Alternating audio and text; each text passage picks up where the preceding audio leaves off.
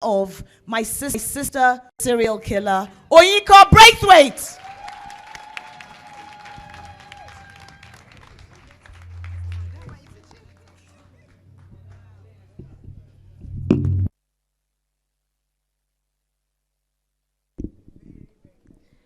Hello, good evening, everyone. Thank you for coming. My name is Aysha Aliyu, and I am here to host a booklogue with my friend, Oyinkan Braithwaite. Oyinkan, I'm sure most of us already know your book, but just in case, let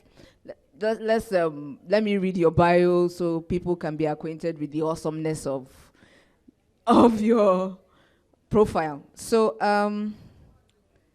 1 minute, please. Oyinkan Braithwaite is a Nigerian novelist and spoken word artist. She's a graduate of creative writing and law from Kingston University. She's worked as an assistant editor at Kachifo Limited, a Nigerian publishing house, and as a production manager at Ajapa World, a children's and educational and entertainment company. She's the author of the book, My Sister, the Serial Killer, a dark satirical account of a woman whose sister has acquired the habit of killing off her boyfriends. The novel has been nominated for several prizes. Longlisted for the Booker Prize. LS made a mistake. It was actually longlisted, not shortlisted. It was longlisted for the Booker Prize, longlisted for the Women's Prize, and the Anthony Award. I mean, shortlisted for the Women's Prize and Anthony Awards or something. So many other awards. A round of applause, please, for Oyinkan Braithwaite. Very, very proud of her. I had the pleasure of meeting her earlier this year in February when the book had just come out in Nigeria, and after that, she's had a trajectory of success. I mean, Oyinkan. In fact, a few days ago, I saw that Tina Knowles, Beyonce's mother, was recommending the book on Instagram. I mean, how much more can you go from that? What did you think about that, Oyinkan? How did you feel? Hello? Okay, sorry. Before I answer that, I just want to really thank, I don't know how to address her. Do I say Auntie Lola or, I don't know, how do people generally LS. like LS. Okay, I don't know. The one and only LS. I want to really thank her for her support and for inviting me to Cabo Fest. This is my first time in Kaduna. And it's really, really exciting. I've never really had a reason to come here, so it's such a pleasure to be here. Thank you for this festival. It's so much more than because I'm not, like, I'm sure you guys know, there's like a stereotype with the North, and like even just seeing the performances and the talent and the way the girls were screaming yesterday when the guy was singing. What's his name? Shrink Shadies. I mean that's universal. A love song will always be a love song. That's universal. Like, I didn't even need to understand everything he was saying to feel it. But it's been such a pleasure to be here. So thank you for that. Okay, your question about Beyonce's mom. You know what? I don't know. I think I have a way of compartmentalizing some things that happen where they don't feel real, and I don't know how to really digest it. So I'm just like, okay, well, this has happened, and I'm grateful for it. But outside of that, there's and I'm not a screamer, so outside of that, there's not a lot I can do. But again, I just felt like, for me, I felt like it was God just doing what He does, because I mean, in my wildest imagination, I would not have thought that out there, whilst I was doing my thing, Beyonce's mom was reading my novel. Like, I wouldn't have, it's not something I can even still really get my head around. So I'm not really sure what to say, regarding that. Yeah, okay. So, to My Sister, the Serial Killer. I mean, even the name itself, you would want to read it to find out what is it about. And I've read it about 4 or 5 times now. Don't ask why. But I would say that the book had so many, I mean, I think from our conversations, I kind of understand how how you could write such a book, because the book is satirical, but then very, very condensed in a way, because there are a lot of messages across it that I could take out of it. Starting with the relationship between Ayola and Korede, who are like the main characters in the book. They're sisters, and the sisters have to look after. I mean, Korede has to look after Ayola. Ayola is the one who is always, unfortunately, slashing her boyfriends for one reason or the other. So it made me think about stuff, a lot of things. What the most tangent point is for me was the relationship between the siblings, like sibling rivalry. Their relationship is so complex and funny in the way, because you see, Korede slightly does not really like Ayola, but then loves her in her own way. Like, she wants to look after her. She feels like it is her responsibility to look after her. But then I get the feeling that she doesn't really like her in the sense. So is it out of duty to herself, or was she just doing it for, okay, if my sister goes down, I go down as well, because I'm complicit in this anyway?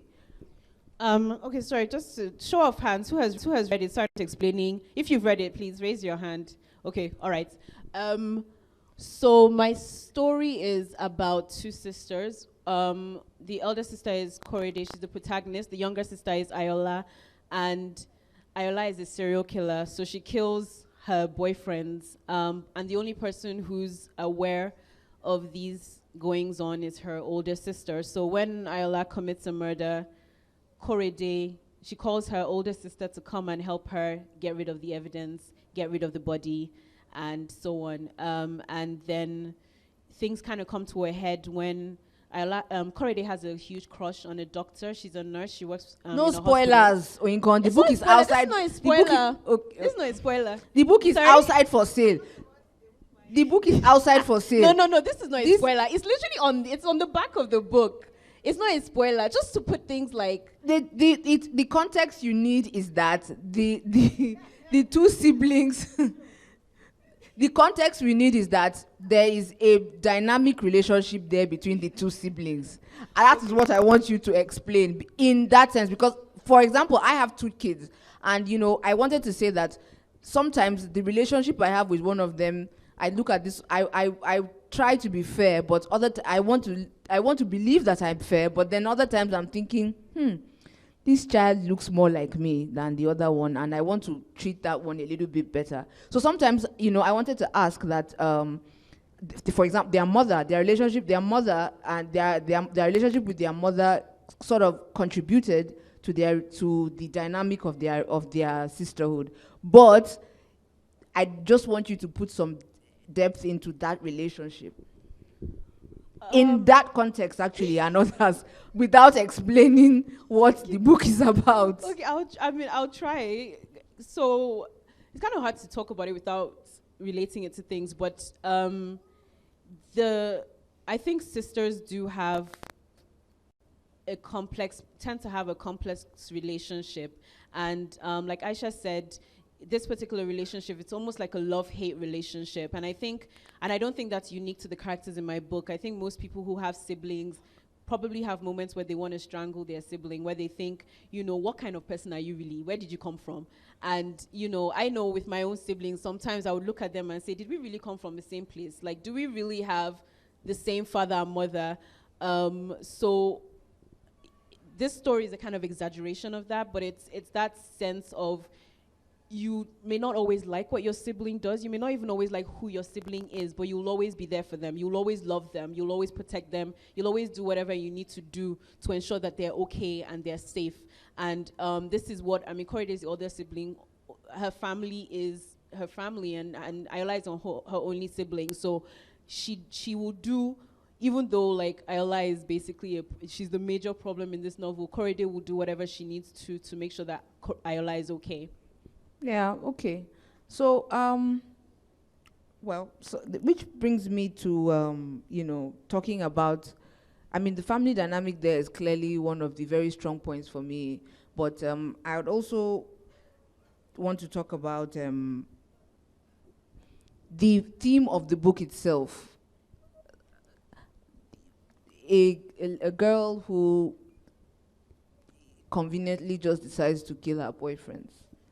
I mean, femicide is on the rise in Kenya, in South Africa, Nigeria. People just target women and kill them because they are women. I mean, for those reasons, for me, there's a woman who is killing men instead. So the book can be a protest to, the rise of femicide in all around that's happening.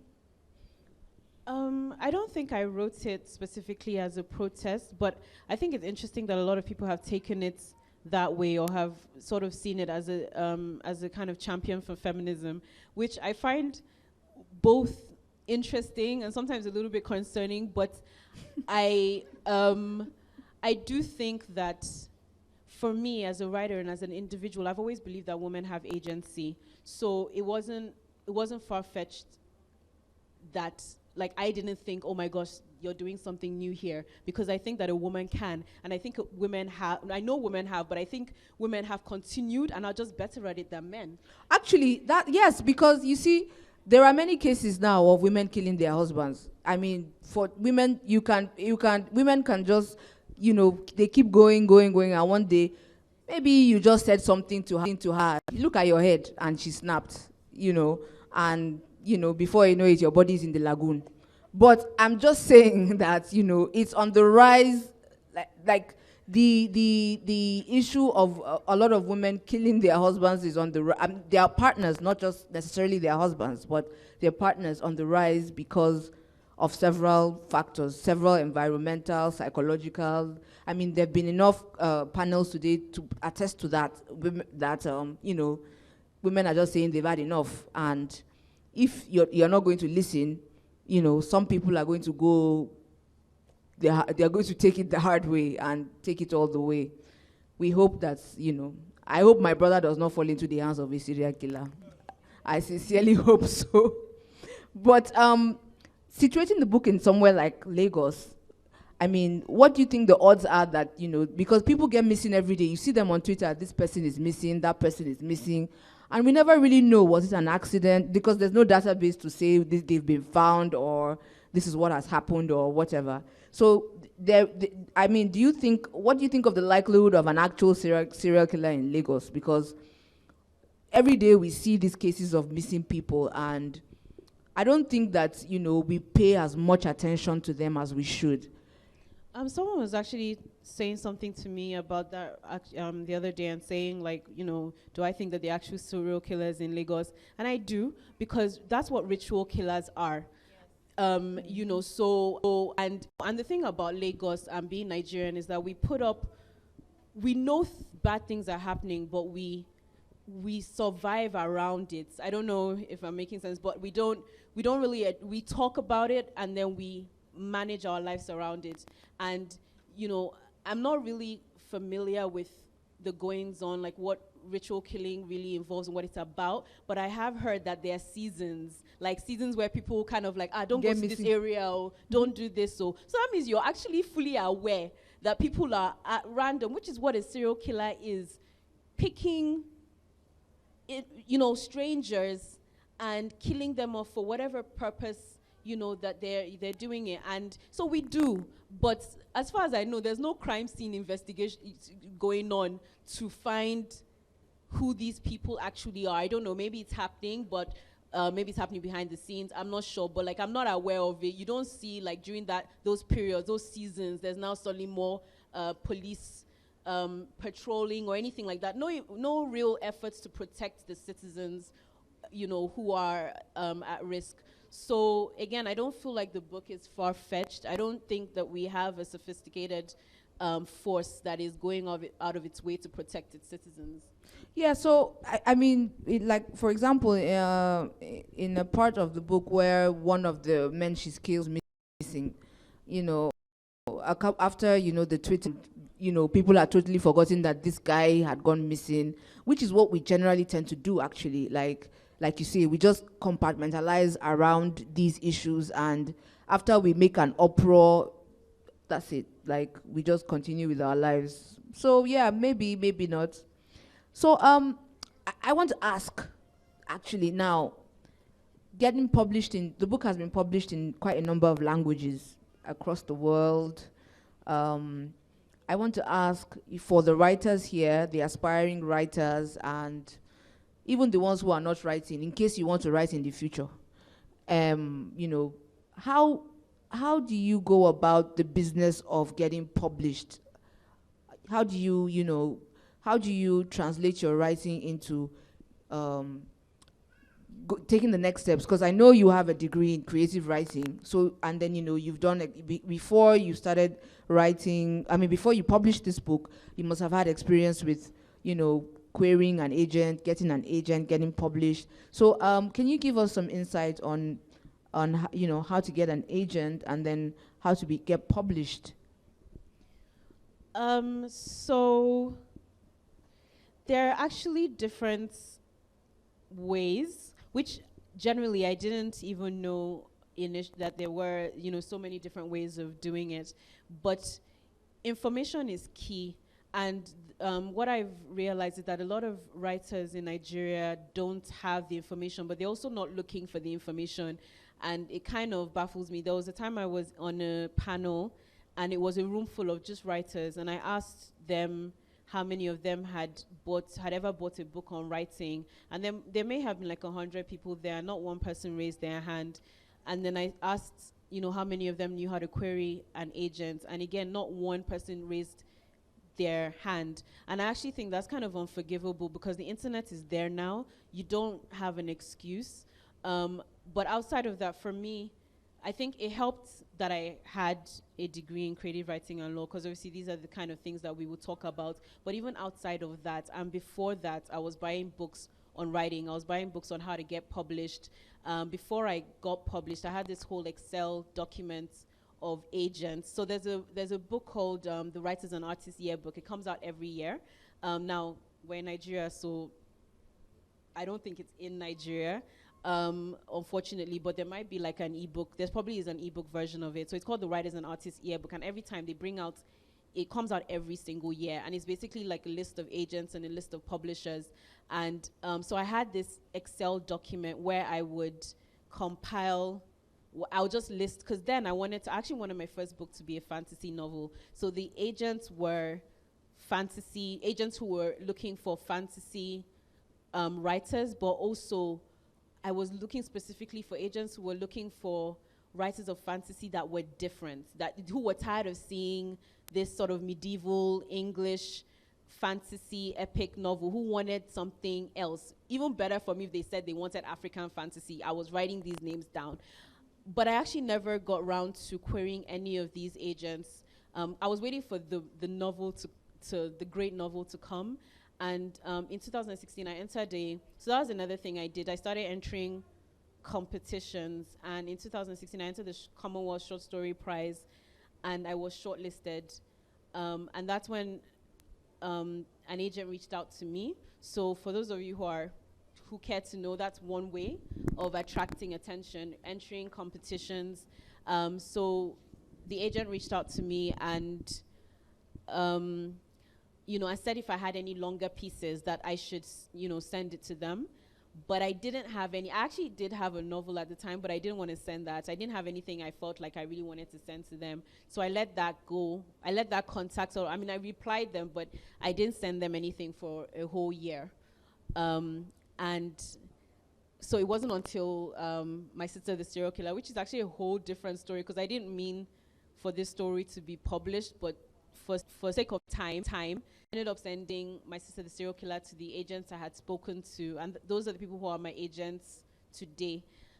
That doesn't really answer the question of how to query an agent, because technically I didn't query an agent, but how I'm supposed to do it is it's almost like applying for a job. So you send like a synopsis of your story, you send your bio, like your CV. It's a lot like applying to jobs. So you have to do it, you have to apply to different jobs, you have to put across who you are. Don't be pompous. A lot of people are very pompous, and nobody likes that. Nobody likes pompous people. So don't be pompous.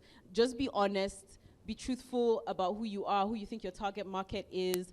I mean, that's actually a whole other discussion on its own. I can't really do justice to it, but what you shouldn't do is just have this stock letter that you're sending to 100 people and then you're surprised when nobody answers you. Find out who the agent is that you're addressing, because like I said, agents have tastes. So if you've even read a novel that they've published, that they've, championed before, that will help your cause, because you can be like, okay, if this person liked this, they will probably like what I've done. But try and personalize each and every letter. Again, I'm speaking more out of what I've read and the agents I've spoken to, as opposed to a process I've been through personally, because my journey was different. And like I said, there's a lot of ways you can do it.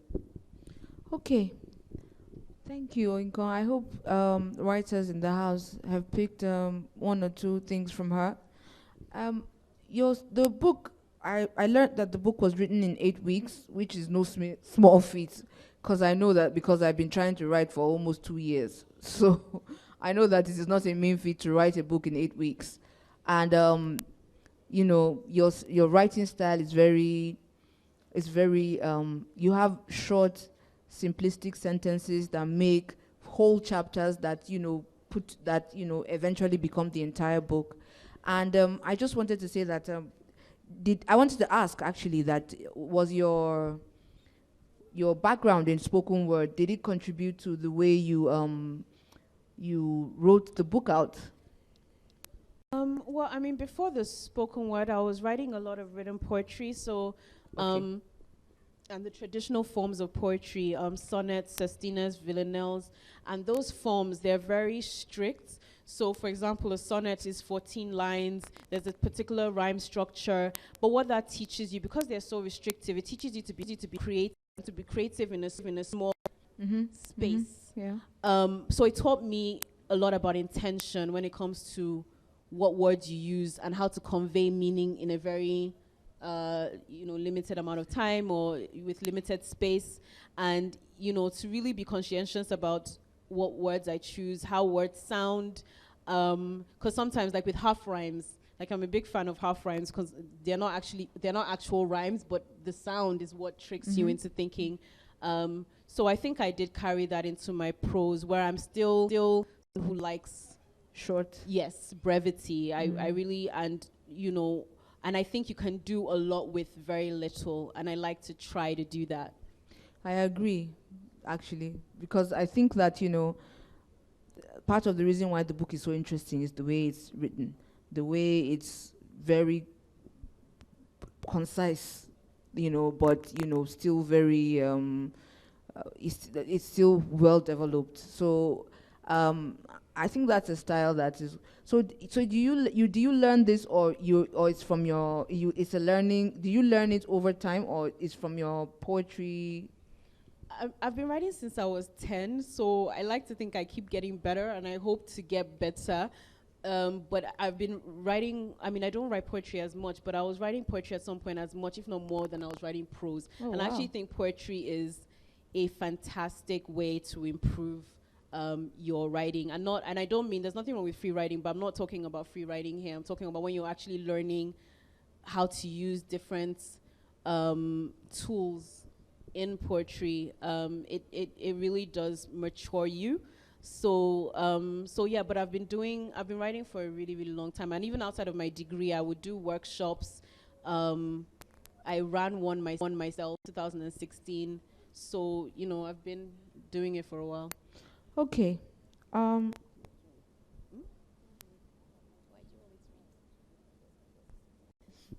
Okay, so Oyinkan is going to read a part of her book for us. After that, take some questions. I just picked it.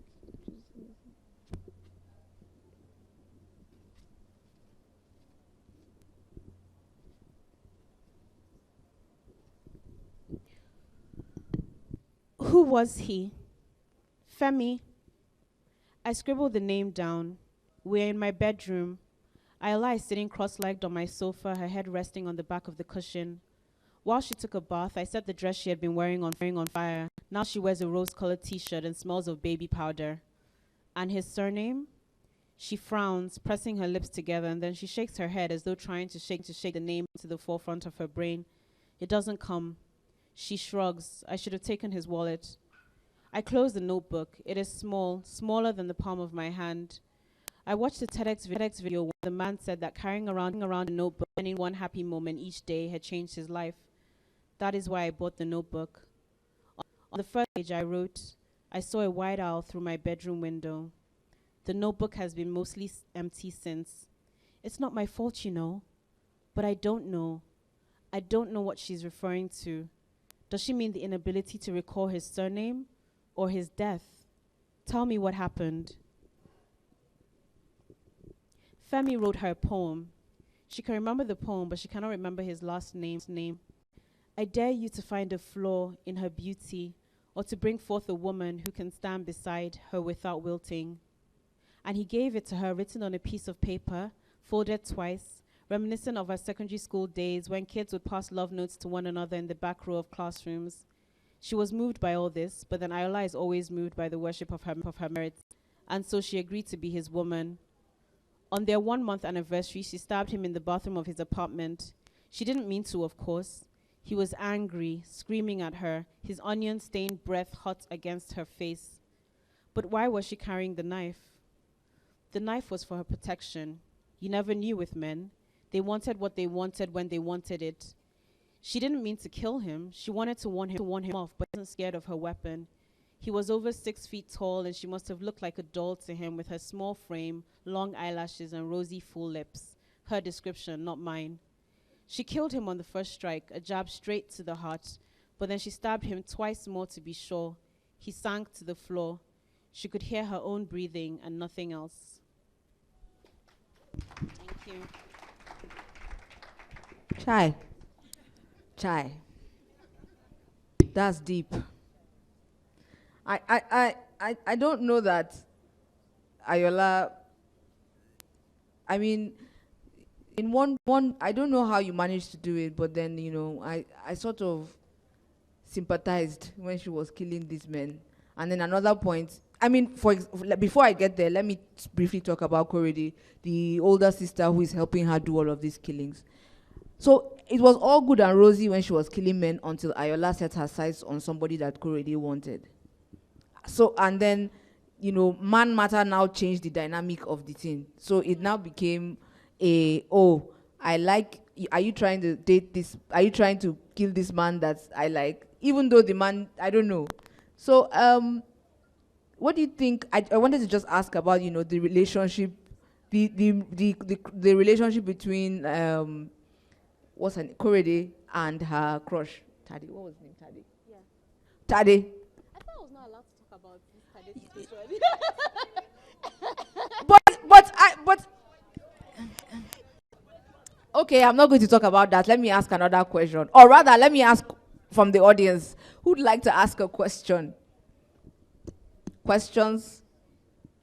No questions? Nobody read the book? It's only a handful. We did the show Oh, of hands. somebody read the book.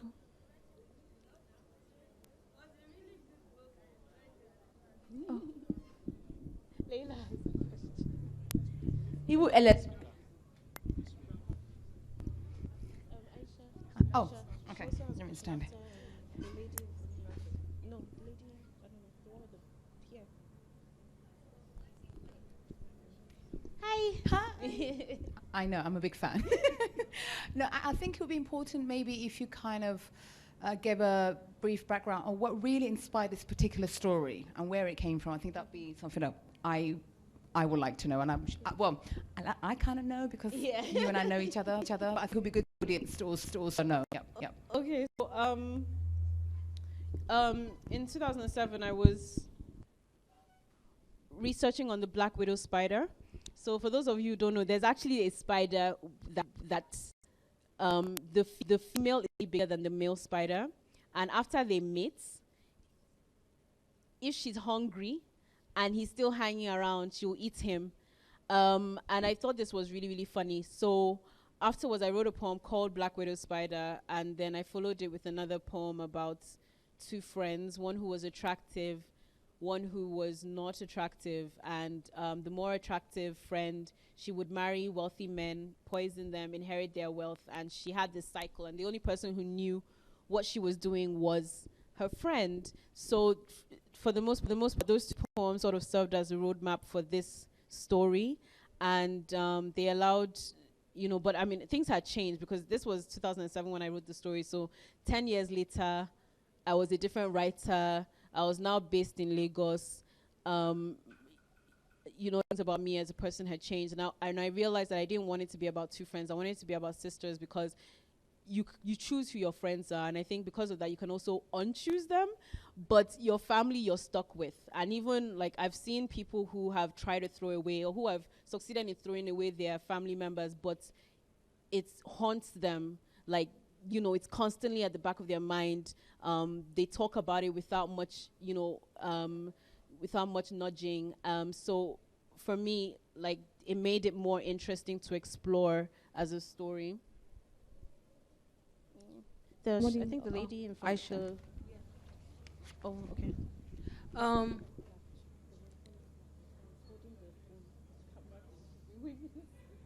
Sorry, yeah. Yeah. So I think one of the most interesting characters in the book for me was Mukhtar. I think, the sick old guy who was a sort of therapist for the main character.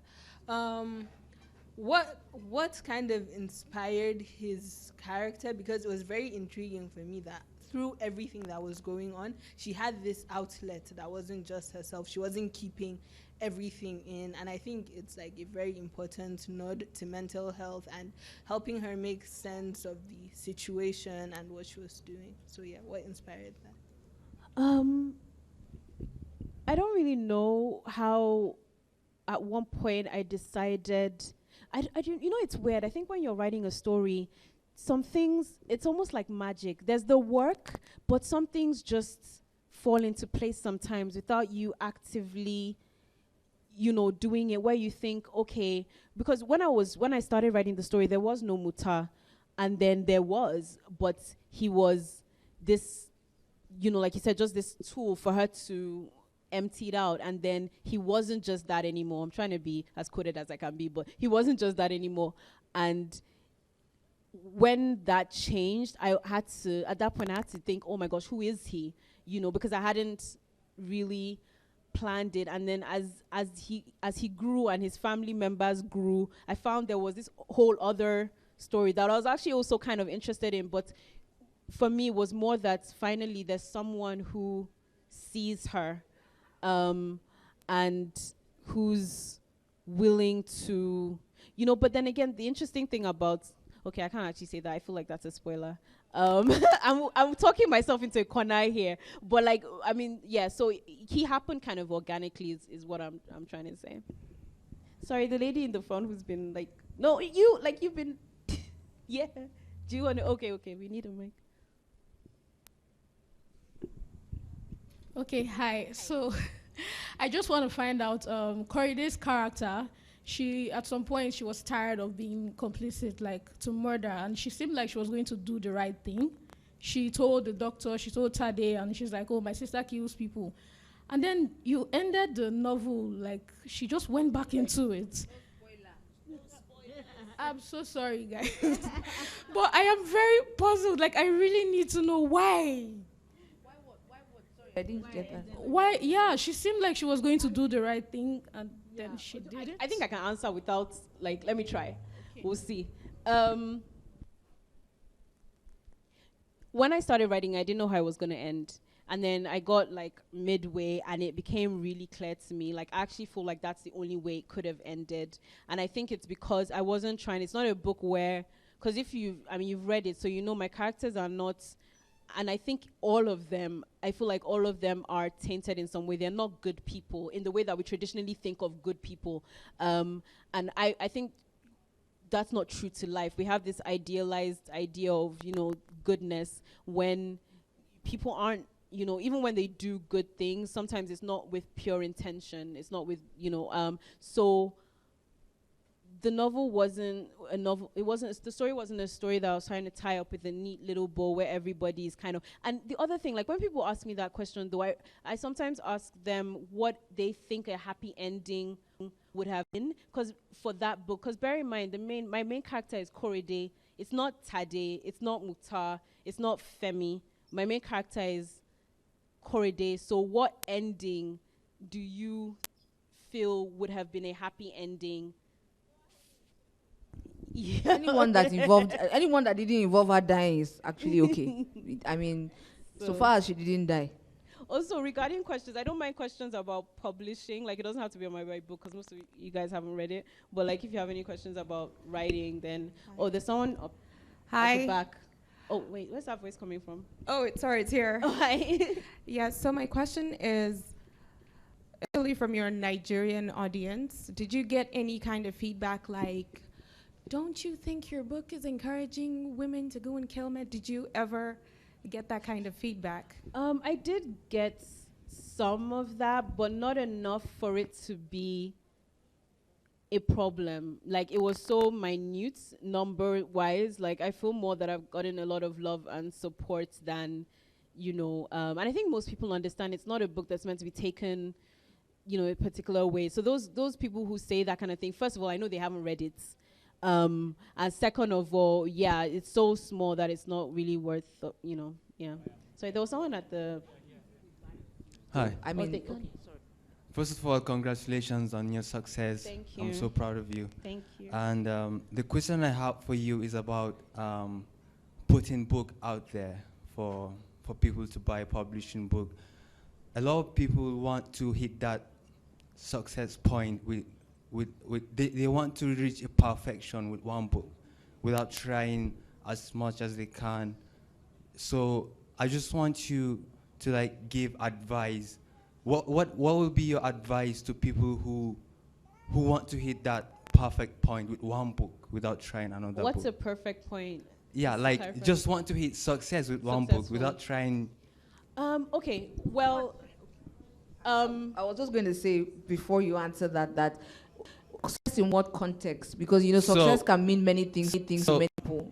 Yeah, so some people want to publish a book, but they feel like it's not perfect in a way. So okay, they want to. Okay. So you mean how to wait? Are you talking about when you say perfect? Do you mean they don't publish because they're not happy with their own work? Yeah, yet, probably. Or and maybe because, for example, maybe you've written book before. Yeah. So something like that. Okay, wait. Sorry. Let me just clarify again. This hypothetical individual has written a book, but they are not. No, never. They've never tried. written a book, but they want to write a book and be successful. They are writing a book, but they don't want to publish it. Or maybe they've already written the book, but they don't want to publish it because they want it to be something perfect, something that the world will know. Wait. Okay, I think I. So what will your advice be to those kind of to people? the writer who's not yet? Okay, so I think that. Hi, I was saying thank you to you for the really lovely introduction. Thank you, and for the support. Right. Okay, so there are I feel like there are 100 different ways I could answer your question. So I'll try to leave it to 3. One,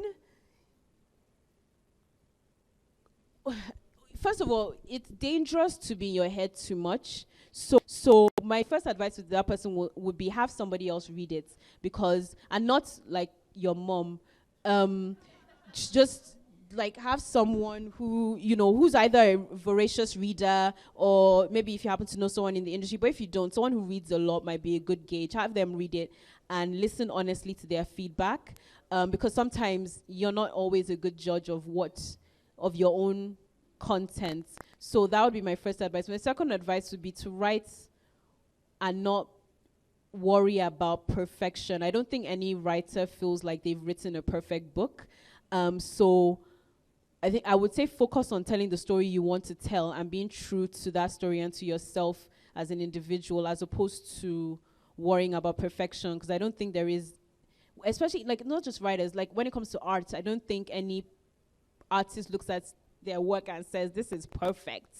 So that kind of thinking is what will prevent you from ever getting published, from ever, and I'm also speaking because it took me, like I said, even with an agent, like sometimes I think back and I think, oh my goodness, like an agent reached out to you and it was a year before you did anything about it. And that's because in my mind, I was like, oh, I don't have anything worthy of giving this person. And I may or may not have been right, but, okay, so that's what I would say to that. I don't think there's any real way to gauge by yourself. Okay. Francis, you had a question.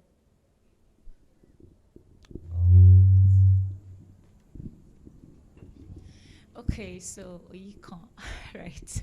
Congratulations again. Thank you. You're an inspiration to us and to the females, and yeah, it's really beautiful to have you here. So I wanted to ask you about publishing and agency and all of that. To someone like me, I won't speak for others, but someone like me, it's still like it's a whole lot complicated because it's something we haven't accessed. Okay, first of all, some of us haven't even finished the manuscript or haven't even started writing and all that. So when you talk about it, it looks like I don't like chemistry, so it looks like chemistry to me. So, but then I wanted to go into a little bit about publishing and editing a book, and like the processes you went through. Did you edit yourself? Did you hire an editor, someone you had to pay? Did your publishing company edit for you? And yeah, I just want to go into the processes. Yeah. Can I add to that? Okay, yeah. So she wants to add. Yeah, I just wanted to add onto the agent part.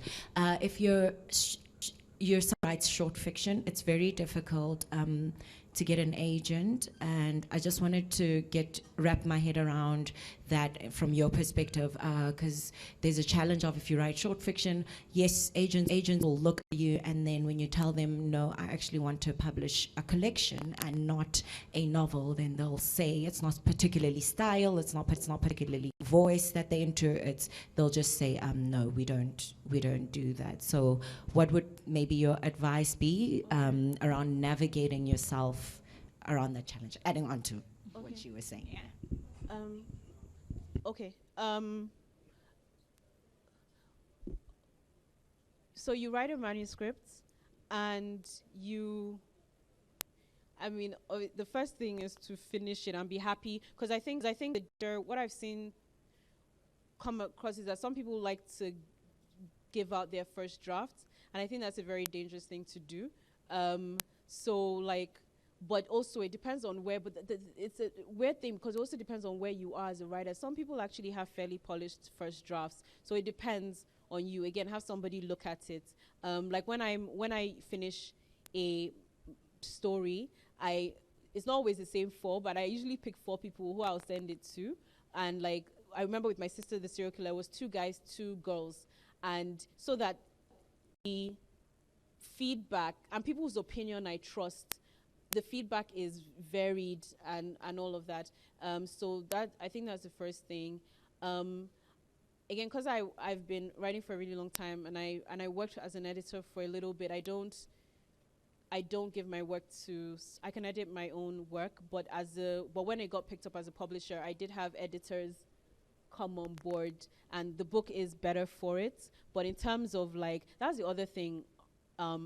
With writers and I think I've seen like there are writers who, I won't say a lot, but there are writers who think whether or not they're good at grammar important. It is extremely important. When I was an editor, I won't look past the first paragraph. If you can't construct a sentence, why are you wasting my time? And I've not come across an editor who feels differently about that. So like, your English needs to be on point first and foremost. Like, you're not sending me work to do. I just want to see whether or not your story is engaging. I don't want to be marking your work for you. So it's got to be polished. It's got to be clean and it's got to be a story you can back with your chest before you even start looking for an agent.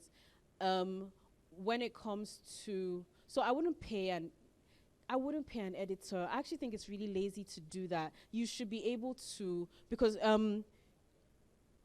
as a reader, someone who's read a lot, read widely, you should be able to gauge, and with feedback from people around you, you should be able to gauge certain things. You should be able to clean up your work. Because some people, they do it because they don't want to clean up their work. You should be able to clean up your work yourself, right? So I wouldn't personally pay an editor, but I know some people do.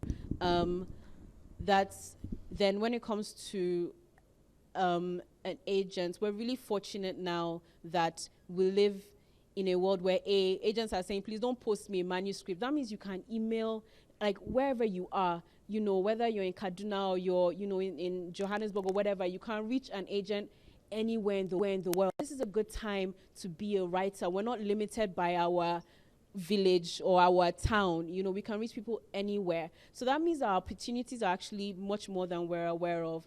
When it comes to short stories, I think I kind of understand your challenge. You know, it's tough as a first-time author, I think, to pitch a collection of short stories. But again, maybe be mindful of what these agents are asking for, because it's fair enough to them if they don't do that, to say that they don't do that. So don't pitch to an agent that says, look, they want a full, they're not interested. But there are agents who will say, you know, we're happy to look at short stories, right? So that's who you're looking for. And also, like, entering as many competitions as possible. Like, you're not going to die, you know, and you keep getting better. So I think, I don't know if I've answered. Okay. Yeah, I don't know. There's a guy in front there. Oyinkan, I need to stand up for you because you did us very proud. Oh, Thank you very much. Thank you. Adúpẹ́ lọ́wọ́ ẹ. Quite frankly, you broke the glass ceiling. In case we do not know, what she's done is to prove that she didn't have to do it from abroad. It was done from home. And that is the biggest applause. We thank you for this. That's all I want to say. Thank you. Oh, Leila's behind you. Leila's. Sorry, just one more question. As you can see, I'm a big fan. I wanted to know what's next, because you have met London. So just a quick backstory why I know this amazing young author so well. It's because... No, can I tell it? Okay, you tell it. So, you know, because I saw Leila here, and for a while I was like, why does she look so familiar? And I was racking my brain, like it was really upsetting me, and I was mulling it over until me. Leila was one of the judges on the Women's. The reason she's part of the reason I was on the Women's Prize. So I am very, very grateful. And like in this journey, something that I've realized is authors tend to be quite, or at least I'm quite introverted. When I'm not out, I'm in my room, and that's my happy place.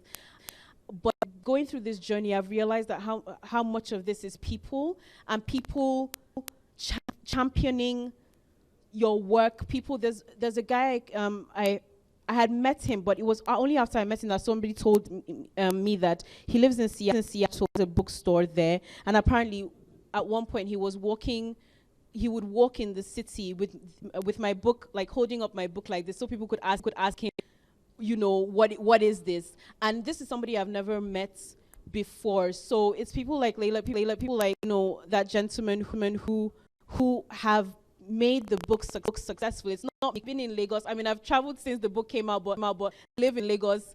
You know, I've not done the hard work of pushing the book out. Other people who have done, and like realizing that is really humbling, because if it wasn't for the people who are reading it, passing on to their siblings, people have decided, okay, we want people to see the book.